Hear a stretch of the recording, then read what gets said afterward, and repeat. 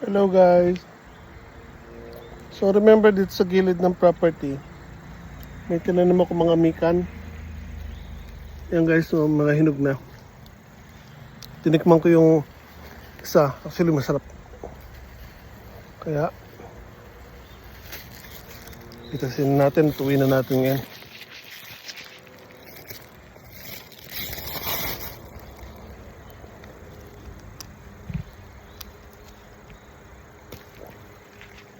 Mikan.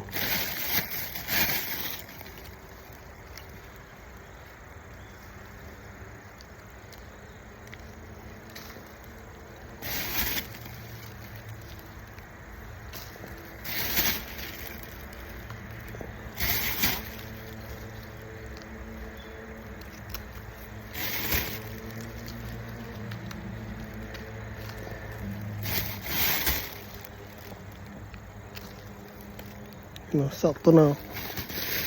Na sila nag-aagaw kami sa taasim. Kaya ang sarap. Yung meron na nalaglag dun. Ito nakahapay na. Oh.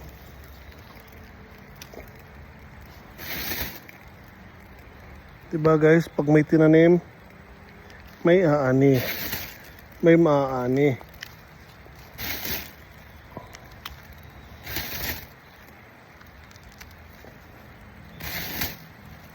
So wala tayong dalang pang gupit ng tangkay.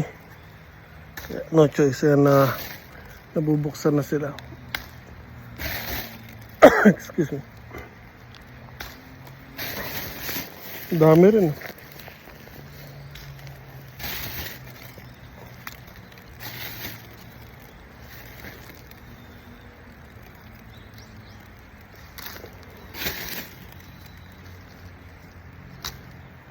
So, iwan natin tong tatlo kasi green pa. Guys, so, hindi na masama yun, 2 puno. Libre prutas ka na.